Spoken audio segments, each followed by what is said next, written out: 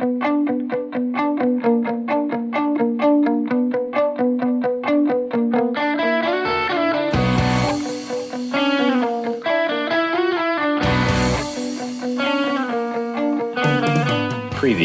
on Popping Collars.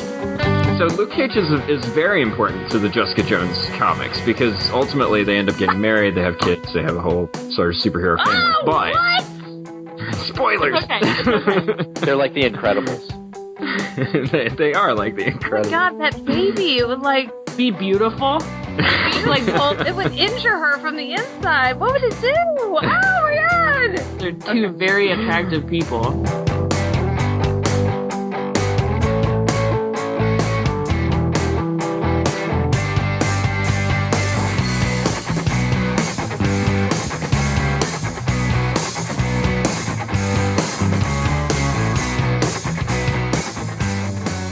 Welcome to Popping Collars, the podcast that lives at the intersection between religion and pop culture. I'm your host. My name is Greg Knight. I am in Palm Beach, Florida, and with me are my co-hosts, Betsy Gonzalez from Alexandria, Virginia. Hello, Betsy. Hello, Greg. Currently in Alabama. Traveling. Yes, on the road. Liz Easton from Omaha, Nebraska. Hello, Liz. Hey, Greg. And our special guest from Alexandria, Virginia, Gideon Pollach. Welcome, Gideon. Thanks, Greg. This is episode 29 of the 1,481st ranked podcast in the iTunes spirituality category. And our topic today is Star Wars, The Force Awakens. So just to prepare you in case you don't want to go down this road, this is going to be spoiler heavy. So just a disclaimer. So many spoilers. Just to catch everyone up who lives in a galaxy far, far away. A little movie came out last week and promptly made the Disney Corporation $250 million in 3 days. So, look, this doesn't need a whole lot of intro. Force, Jedi, Stormtroopers, space, you know the drill. Liz, you're fairly new or fairly unfamiliar with the world of Star Wars. What was your takeaway from the film? Yeah, so I'm not so unfamiliar that I've never seen the original trilogy. And in fact, I remember really vividly watching it as a little kid. My brother, had all the action figures, Luke Skywalker with helmet, Luke Skywalker without helmet. So the big cultural pieces, I totally get. I will say that I had to read some articles, some Wikipedia and stuff to really get ready for the movie. But I loved it. I loved it. What I found just the best about it was sort of the catharsis, I guess, the cultural catharsis and the sentimentality of seeing these people back at it again and picking up where we left off, the relationships, of course. I even had moments I choked up probably 3 or 4 times. I got a little teary. It's so hard because they're all so old. And I was 5 when I met them, and it's looking at them is like looking in a mirror, unfortunately. But I think Harrison Ford has better hair than I do still. Harrison Ford's looking good, I think. Sounding bad.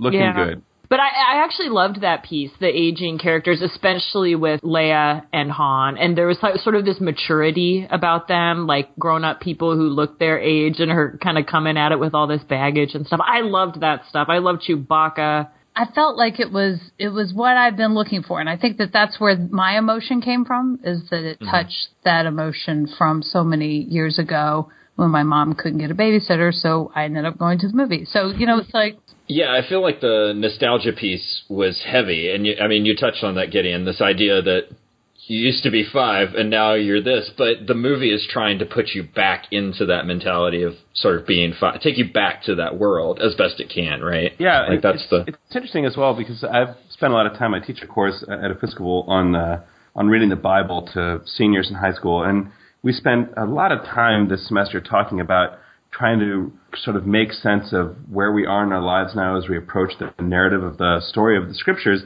And we talked about the transition between sort of pre-critical naivete, where you just sort of receive the stories as possibly factual and true, and then the sort of post-critical skepticism that we're in as kind of semi-adults who are being taught about the way the world actually is and how to move between that kind of receiving it as true, as a narrative that has lots of meaning, but some of that meaning is rooted in its truth, and then kind of dealing with a sort of more metaphorical, multi-layered sort of narrative that has lots of different history. And we talk about that in Scripture. And I think the same is true for me as I kind of watch Star Wars.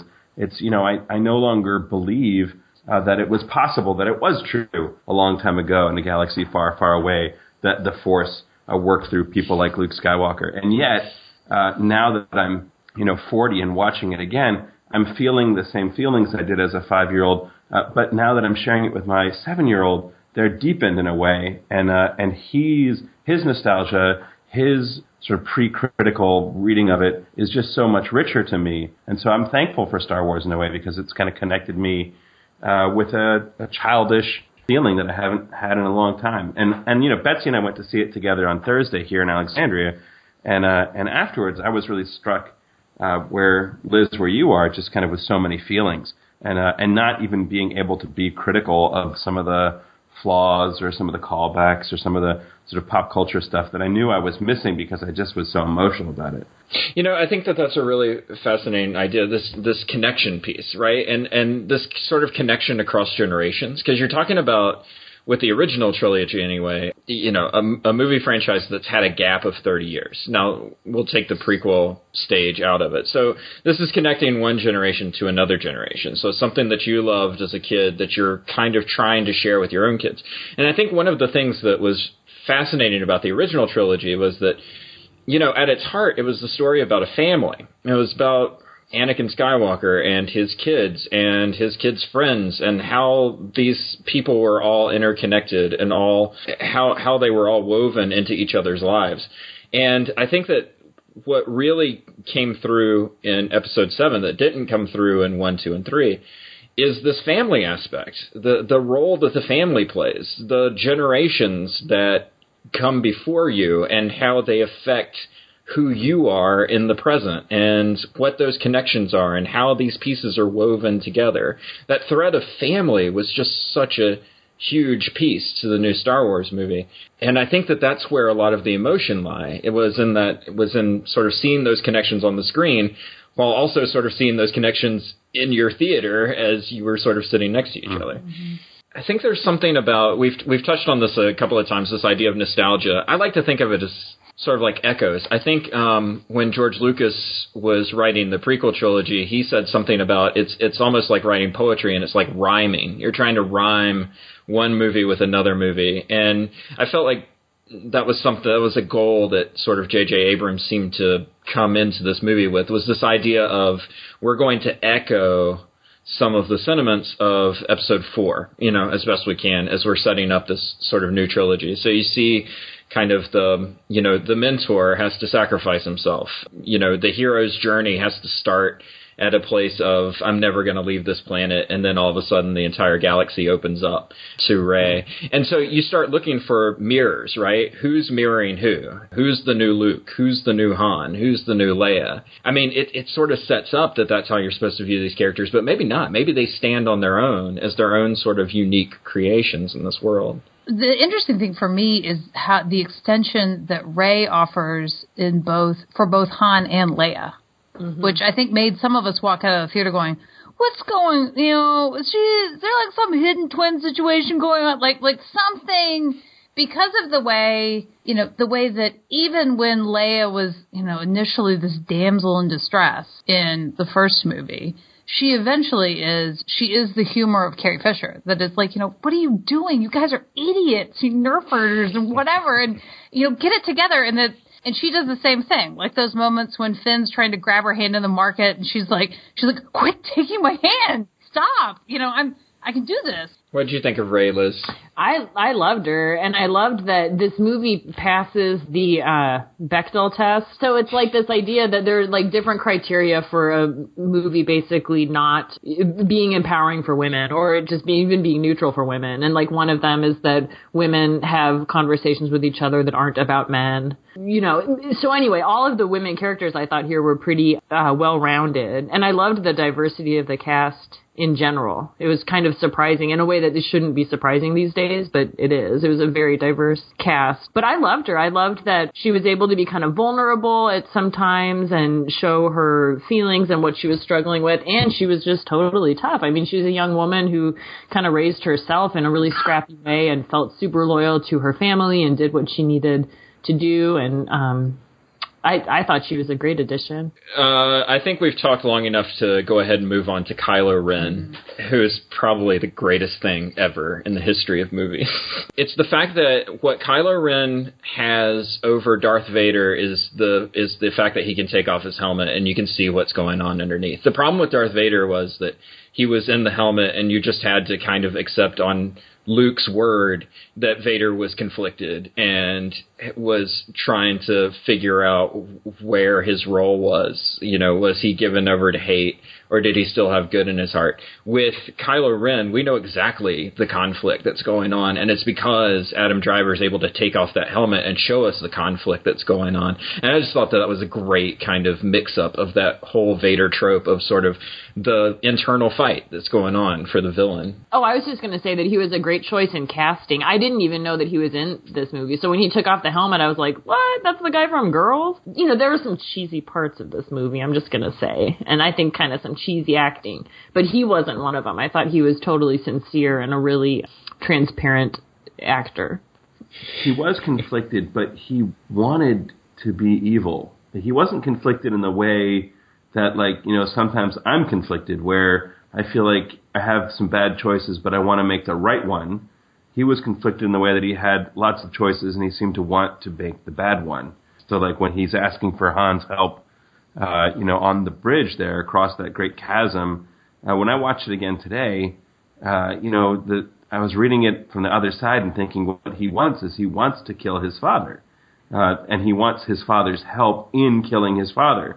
Whereas his father thinks he wants his help to not kill his father. It's like so interesting that what he really wants is to choose the evil as opposed to the good in every scenario. And that's the fight, is that sometimes the good wants to be chosen, but he self-consciously doesn't want to do it. Like there's an element of playing dress up, that he is trying so damn hard to be that's why bad. the mask. He doesn't need the mask. He doesn't need it, but he needs the outer coating, the shell, this of being and bad, that he just can't. He's trying to cement it, and it's just not coming naturally to him. And when he runs into Rey, where the Force comes naturally in her, even though she has zippo idea a little bit how to control exactly what's going on with her, it's suddenly like, oh no, what am I going to do? What do you do with that? And I feel like that was a moment where he was no longer exceptional. I think that must have been hard to take because he killed all the others, and so he kind of thought, you know, here I am, the exception. I'm the one who lived, and turns out there are others. That's got to be hard, and it's a girl, and it's a girl. Good. She's really good with this balance in the Force, right? You know, there's so much that's been talked about in terms of the religion of Star Wars and where Lucas pulls things from. You know, is it Taoism? Is it yin yang? Is it balance? Because that means there is always going to be evil. Are we trying to eliminate darkness? Are we trying to make it go away? Or is it really this Zoroastrian, this transition from Old Testament to New Testament? There's this introduction of light and dark and good and evil, this dualism that exists, the same side of the same thing. And it gets woven into Christianity and woven into Judaism after they spend time with the Persians for a while. And I've wondered about whether, if it's supposed to be balanced, we're always going to have it. And is it always balanced inside us? Or is it that we're really trying to move towards light and dark?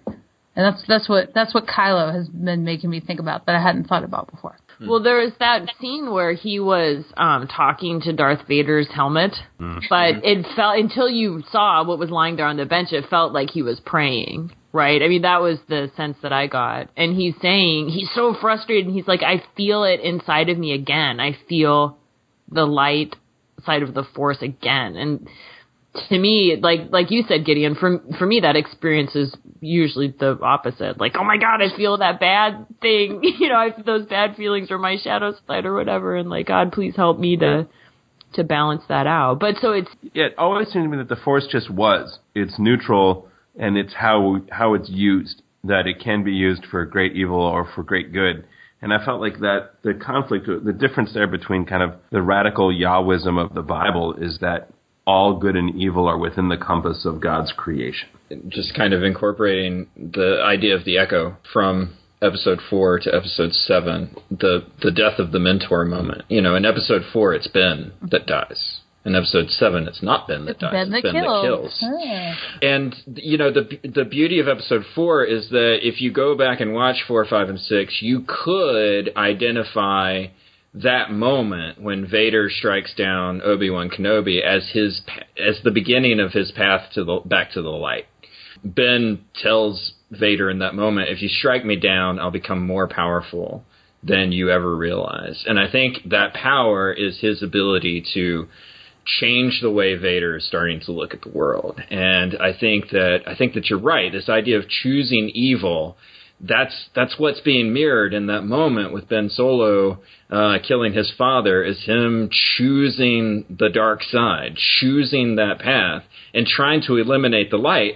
And isn't it gorgeous the way that it's shot, that in that moment when he kills Han, the light fades from the sun, and the light fades from the planet, and the light fades from Kylo Ren. I have a theological question, you guys. I don't mean to take us off script. No. It's more of a philosophical question. Okay. What are droids? Does the droid... Oh, look at that droid. Like, does he have a soul? Does he have... I don't know. Well, they're like children. I mean, in a way, in that universe, there are no children. But like watching BB-8 go down the stairs to the basement of Maz Kanata's saloon, right? He bumps down the stairs like my 2-year-old does. He goes down the stairs the same way, and he's got a very childish kind of innocence. And he absolutely has. He seems to believe in the characters all around him, and believe in their best in a way that is very childlike. But yeah, so I think they're kind of a stand-in for innocence, maybe. I mean, it's ultimately BB-8 that makes the call as to whether Finn is going to go on this adventure or not, and BB-8 approves, and so therefore he has some power in this story. How much do you want to see a scene by scene of that basement flashback? I just want a frame by frame of what she saw. What's down there? When she touched that. There's all these, it's got to be out there soon. But there's a lot going on there, and I feel there's things I missed. And now when we're going to go see it again this week with my daughter, and so I'm like, I want that. Videotape it with your phone. I will not do that, Disney. I will not do that. No. I didn't even know that was possible. You can do that? My phone has a camera. It's very advanced. Someone do that for me. Someone do it. I'm curious about Finn. We've spun a lot of Rey. A lot of Rey's story is out here. And if we're seeing mirrors, Finn is the Luke mirror, which I find really interesting. And I'm not quite sure. I mean, when they got into those, when he and Poe were shooting things together, when he ended up in the same seat Luke was in, but the first time he was on the Millennium Falcon, trying to do that wacky chair with the, navigation, with the targeting. And there was just all of this, even though he wasn't the one from the Podunk Desert planet. He was the one who had been on this high-tech Star Destroyer from infancy and been trained to be a soldier. And what glitches in his program that has made him be like, this is crazy, and I got to get out of here and risk everything to do it. And I feel like there's a lot more going on there that we're going to learn as we go forward. Yeah, this was the first time that I got a sense of the stormtroopers really being people. Before they seemed more robotic to me, but he, like, even the time when Ben Solo was, like, flipping out and, like, cutting things up with his lightsaber, and those guys walk by and they're just like, whoa, I don't think I want to be there. And they back away. Like, they just seemed so much more human this time. So there was something even all the more tragic about that. Like, when it showed Finn's baby picture, like when they pulled up his profile in the big bad ship. This is the best I can do, you guys. You saw his picture as a little boy, as a little baby. I mean, he was kidnapped by his family and raised by these people, and it all just felt so much more human to me. Never showed signs of disobedience before. Right. Yeah, well, this is the first time we see Stormtrooper blood, which I don't feel like we've really at least seen in a 4, 5, 6 kind of way, right? It made This it more easier. hand-to-hand combat, more lightsabers to the chest per capita than So horrible. any other. Lightsabers to the back. Lightsabers all over the place. Right. I don't think he's Luke. I think if he's anything, he's Han. I think he's, I mean, you see that kind of, grabbing Rey by the hand, being all sort of masculine and macho and believing he can do anything, and sort of naive, without a lot of thought, just kind of moving on to the next thing, claiming to be resistance, lying when he's not, and the heart-to-heart from Han about women always find out. It seemed like it was a bit of a transference there of this is my role, I'm giving it to you kind of deal than it was about sort of Luke. I mean, but I think he's a neat character. He's not as fun as Han. I was Han. profoundly sad by what happened to Han. Like, I was shocked by how sad I was. I wasn't shocked that it happened. I think it made perfect sense for them to kill off a main character. I think that was actually pretty smart. That was a good choice. But I was profoundly sad by it. And it was something about Harrison Ford's acting in this one. Yeah. I thought he was great. But that final scene with him where he's like pleading with his son and then that betrayal, it wasn't surprising, but I found it like incredibly heartbreaking. But there was a moment when Ben Solo stabs him that I did think was great, where he reaches out and touches his face one last time. It's totally devoid of that shock and that, why, or no, or, anything that we would have, any of the other things that we have gotten from the prequels. And it's just this tender. It was just tender. Kind of. Yeah. It was almost, as a matter of fact, it was almost exactly like the I know line when he's lowered down into the carbonite. It's just a soft moment. And he did that in a soft way, the way that Han kind of holds those moments. And I thought that was really lovely. Well, and the way the lightsaber in his chest, it's almost like that flaming heart. Like it's almost like it's this burning love for his son that even in this moment is symbolically shown in his death. That there's a connection of father and son. And, those larger issues, we joke about daddy issues, but there's a lot of parental stuff going on here, and this is a continuation of that through a different string in the family. I love that guy in a way that I don't think I have the same fondness for like the other male characters in the movie. I mean, I think Luke is kind of unapproachably, on the first hand, naive, and then, in the end, sort of unapproachably kind of Jedi and other. Whereas Han's like a normal-ish guy who is a buffoon the way I can be a buffoon and like makes mistakes the way I can make mistakes. And then to see that kind of string of bad decisions ends up with his son murdering him. I mean, it's just really hard to take. It was hard to take that he'd fallen on such hard times that he was back into smuggling again, and when Finn and Rey ask, is this General Solo the great hero of the wars? Chewbacca just sort of goes, I don't, maybe, I don't know. It's been a long time. It's just like, it's so true. The arc of a human life can be so long and have so many phases. And in the end, it's a real tragedy that in the end it ends that way, I know why they had to show Luke Skywalker. I would have been totally content with that movie ending with them getting on the Millennium Falcon, following the map and, credits. But I get why Mark Hamill needs to be in the movie. He worked so hard. Beardy. He worked hard to lose weight. He did. He looked like a total badass, though, in that moment, didn't he? Like, I've always thought Mark Hamill was a little goofy, and yeah, he did. I mean, he just looked like this maniac Jedi badass, like standing on a cliff. It was great. I actually had chills. But he also he looked like he had weight, like he looked burdened, and I think that it's sort of this burden that comes with knowing that it's your fault that there's this dark Jedi kind of taking over the galaxy.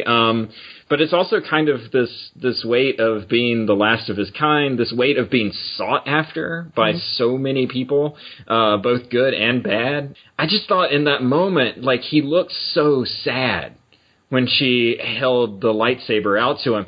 It was almost like this lesson from Yoda, right? This idea of your weapons, you won't need them, right? He's trying to get away from the war. He's trying to get away from fight, and he can't get away from it. And I think it just looks so melancholy there at the end, where he's like, even here at the end of the world, like, I can't get away from all of this stuff.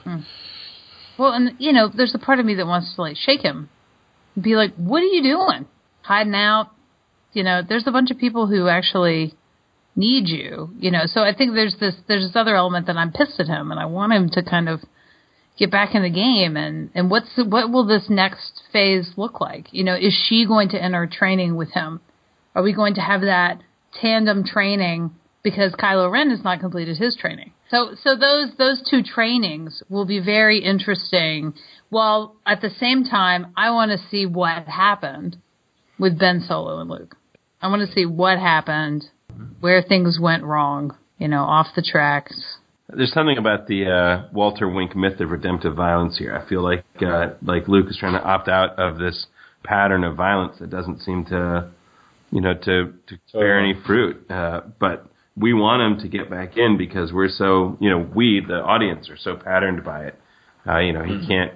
He can't opt out because it's going to be what saves the world. Is someone's got to go in there and kill everyone. That's the only way forward. But it's just so, I don't know. It's so true and yet at the same time so false. I don't know. But he definitely had an intensity in that last scene. I don't think he was going to take the lightsaber. No, definitely not. No. It comes back to this idea of monasticism, right? Is that a calling? And is that Luke's calling? It's certainly a calling, but is it Luke's calling? And unfortunately, it doesn't look like it. If you were going to make, I sort of feel like I know how the movie is going to go, but if you were going to rewrite this movie on Christian principle, how would you rewrite the next movie? Like, what would Rey and Luke, what would their training be? How would they defeat the evil of the dark side without violence? Would they be, they would be the sacrificial offering? They would somehow, what's the Christian Star Wars, the next one? Well, all I can go on is the wisdom of Yoda, or the Bible. I can't remember. Where it says, wars not make one great. So it's got to be Yoda. I feel like that sounds like Yoda. With truly. That's Jeremiah? That's not Jeremiah? Okay. It's got to be Yoda.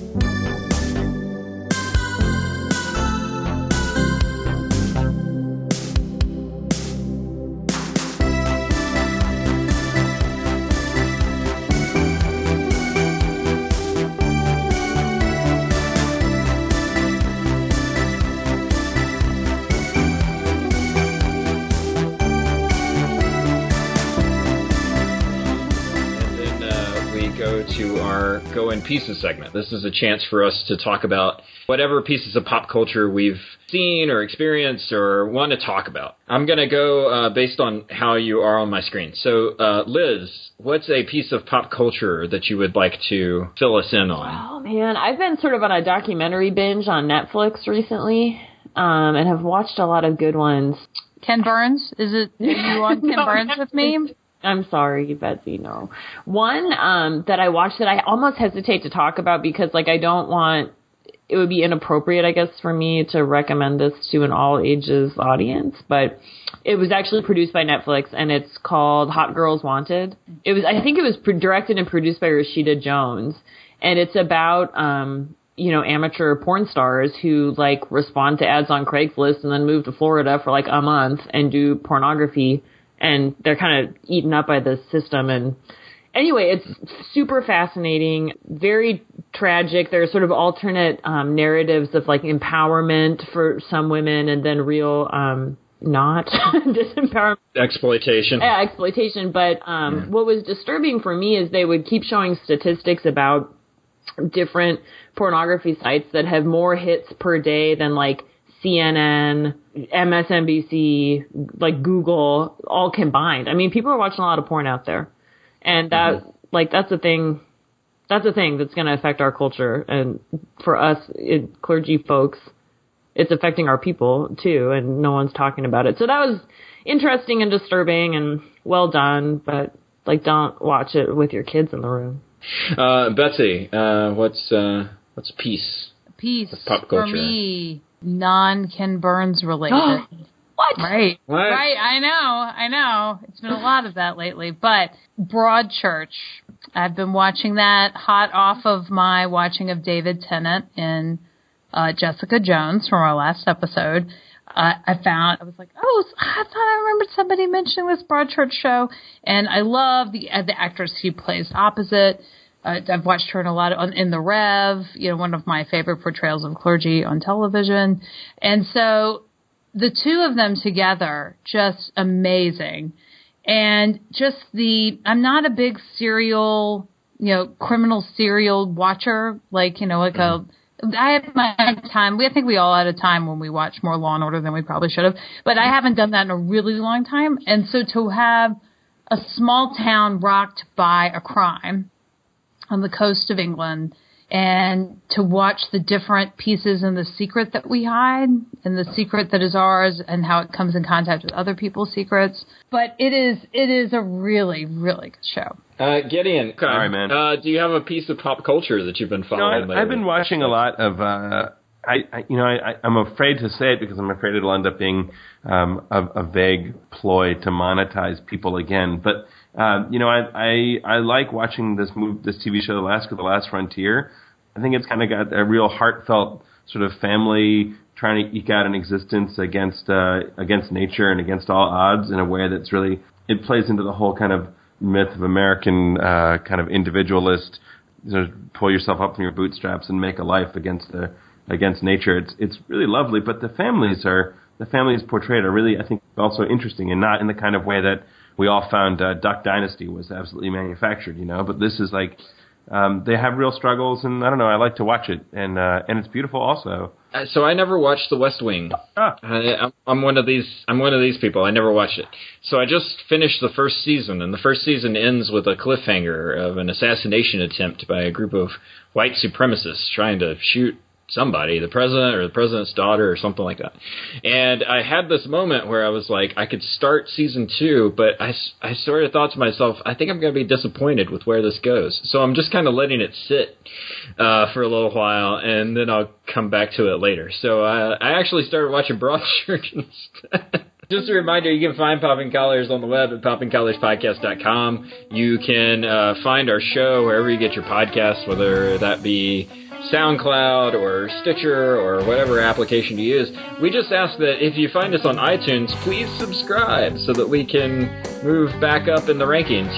Those rankings are dependent on getting new listeners to your show. So click the subscribe button and you'll get Popping Collars in your feed every single time we post a new episode, and it'll be highly convenient for you.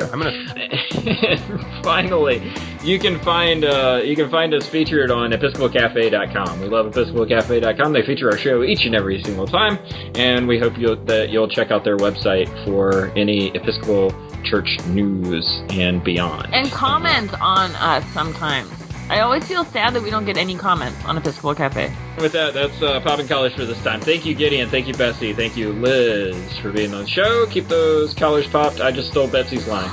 So, wait a second. Thanks for having me. We'll see you next time.